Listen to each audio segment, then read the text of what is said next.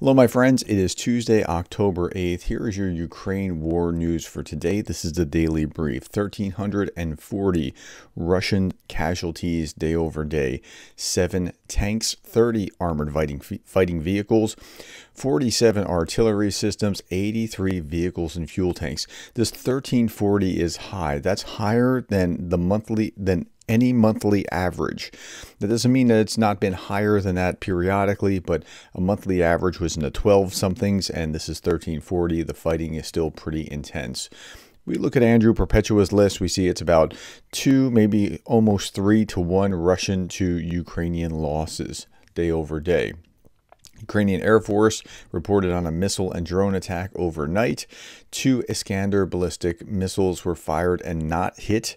They have a harder time with ballistic than cruise missiles. 18 out of 19 Shahed drones were shot down.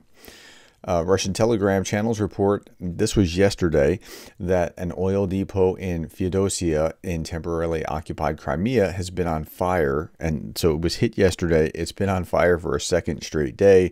It's reported that the fire there reached 2,500 square meters. It's going to be difficult you can see it from space. So the heat signature from space. Meanwhile, a Russian drone attack severely damaged a residential multi-story building in Chernomorsk. Okay, so they're attacking a residential building. Now, I don't want you to get the idea that they only attack residential buildings. Like, that's not what happens. But when they do these night raids, these drone and missile attacks, very often it's to harass the civilian population.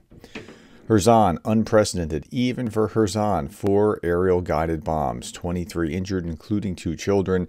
School and residential areas destroyed and damaged. I can't even really show you the pictures because YouTube doesn't like that, and it, does bad things to both the monetization and the algorithm, and that's all bad.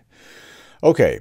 But what I can show you is somebody talking. Russian military drones attack civilians in the city and suburbs of Kherson. Up to 20 to 30 attacks daily were reported last week. This lady is saying it's a human safari. Drones are our curse. For 2 months, the drones are here constantly. Just before you came here, I was shouting, "Run, drones!" Drones are hovering. You hear them. Zzz. It can hover. If there's a group of people, it can drop explosives on people. We do hide under trees. We don't walk in the open. We do our best to run away. That's civilians. Early morning till very late. One leaves, another arrives. They are constantly controlling this region. Every day, if a car parks here, any type of car, it's hovering. If lucky, the car escapes. They don't leave, the drone will get them. And drone has hit all these different areas or people right on top of people. It's a human safari, you know? Okay, that's what the Russians are doing right now to the residents of Kherson. Okay, west of Vuhledar, there are some changes to the map which were confirmed in the last 24 hours. So the Russians are taking a little extra ground moving west of Vuhledar. Chasiv, Russian forces managed to cross the Donbas Canal again, grab a foothold in a particular neighborhood. The fighting is now ongoing once again to repel the Russian forces back over the Donbas Canal. ISW talked about looking at what happened in Bekrovsk writ large. Russian forces have lost 5 divisions worth of equipment near Bekrovsk. Think about that, 5 divisions worth of equipment. Russia lost over 1,800 pieces of heavy equipment near Bekrovsk since October 2023. The analysts say the actual number of losses could be higher than reported. Now, so in that area, they've lost that much, and it's not even like a strategic. Now, tactically, it's a good idea. If they can capture Bekrovsk, they start to control roads that require the Ukrainians to drop back and fall back to a different position, and they'll lose a lot of real estate, but it's not strategically significant like would end the war kind of significant.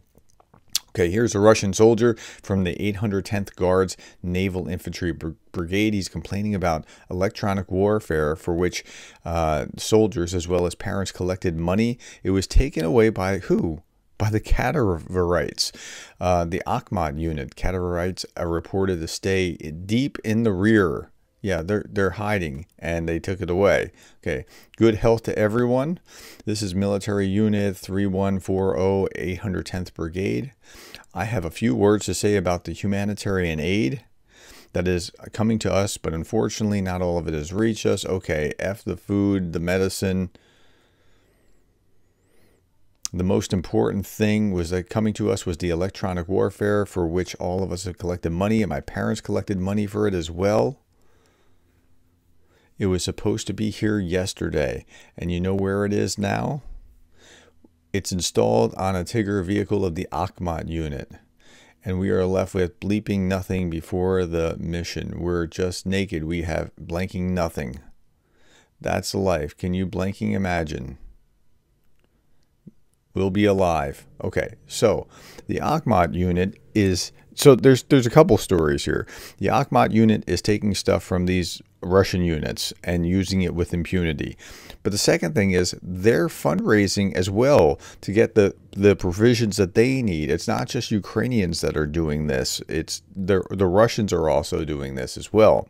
So that's an interesting perspective. Okay, Russian missile strikes damage grain ship in Odessa, Ukraine, threatening global food security. Yep, they're doing it again. The ship is sailing under the flag of St. Kitts, carrying approximately 600 tons of Ukrainian corn. Like just a couple of days ago, there was another missile strike. I was going to say drone strike, but that's not it. A missile strike on another ship. Nobody was hurt, but they damaged the ship. But wow. Ukraine will receive $4.6 billion from the United Kingdom for purchase of weapons from the British defense industry, according to the UK Defense Journal, citing the country's Ministry of Defense. The publication emphasized that this amount provides flexibility to meet Ukraine's military needs over time. Does not imply that they have to spend it immediately. So that's actually a pretty good system where they can, figure out what they need at what time. France is to deliver upgraded Mirage 2000 fighters to Ukraine. Not 2,000 Mirage fighters. The type of fighter is Mirage 2000 in 2025. According to some things that I read, it's going to be delivered in Q1 of 2025. So it will be somewhere between January and March.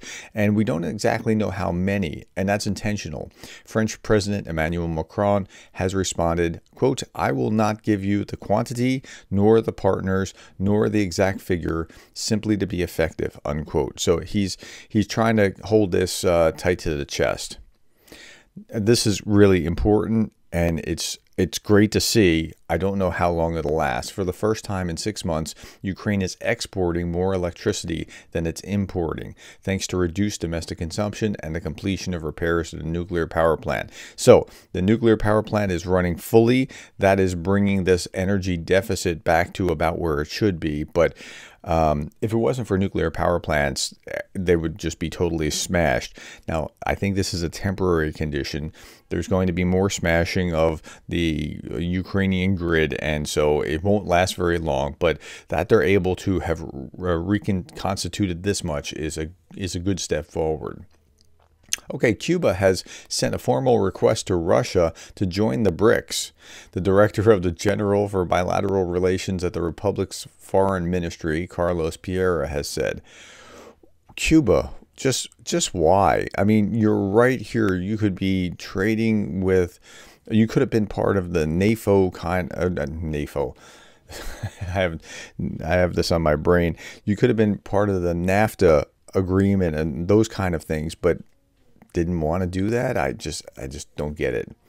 Okay, in political news, Harris was being interviewed the other day. She rules out bilateral talks with Putin on Ukraine without Ukraine in a CBS interview. So she wouldn't just deal with Putin. The perception is that Trump would do that, but Trump said he would sit Zelensky down and sit Putin down, and if they don't come to the table, then that's what it is, in his defense. Now, I don't think that Trump would be a very good, if you had to choose from all the rhetoric, Harris clearly supersedes Trump in what he says and what she says that they would do. So I'm not making a political case. I'm just trying to show you the differences between. Now, this is also from Euromaidan Press, and they pointed out Vice President Kamala Harris also emphasized that Ukraine's participation in peace negotiations, but she avoided committing to Ukraine's NATO membership, which I find to be fairly disheartening. Okay, Russian users have problems with access to Discord. Discord, if you're not aware, is a server. It's where people have conversations beyond YouTube and Facebook and Twitter and other things that have already been banned in Twitter. Well, it looks like Discord is next on the list. This is evidenced by data from Down Detector Service. There are difficulties with access to both the application and the web version of Discord in Russia. At the end of September, a Kommersant source said that Discord could be blocked in Russia in the coming days. On October 30th, a court in Moscow fined Discord 3.5 million rubles for failure to provide banned information. So that's what's happening to Discord. It's significantly throttled in Russia. In Moscow, a 73-year-old American, Stephen Hubbard, was sentenced to almost 7 years in prison on charges of participation in the territorial defense of the armed forces of Ukraine. Now, he was kidnapped by Russian armed forces in Kharkiv. Wait a minute. He's sentenced in Russia, but he was kidnapped in Kharkiv, where he lived for 10 years and taught English. Okay, so that's what's going on there. Russia demands from Kyiv the withdrawal of Ukrainian military from 4 partially occupied regions and Ukraine's renunciation of its intentions to join NATO. That's right, you heard it here.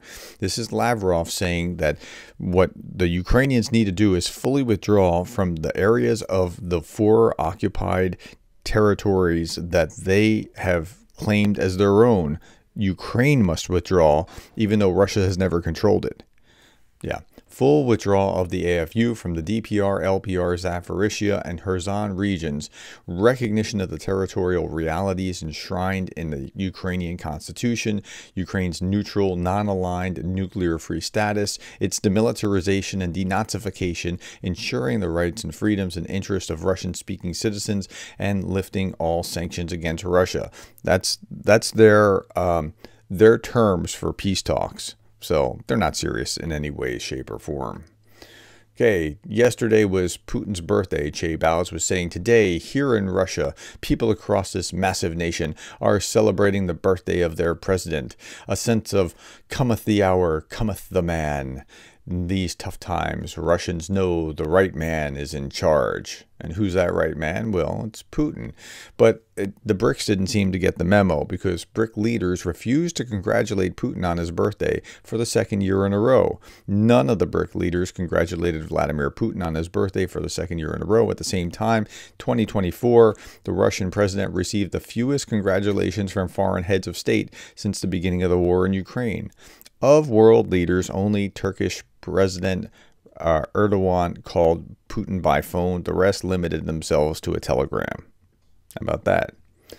And Darth Putin will finish with this. The parody site said, after spending my 3rd birthday in a row with only Medvedev for company, a cell in The Hague doesn't seem so bad. All right, my friends, that's all that I have. Oh, wait, I do have one more thing. This is the 2-year anniversary of the strike on the Crimean Bridge. And I know people are eagerly anticipating what might come next. Nobody can really tell, but this was 2 years ago today.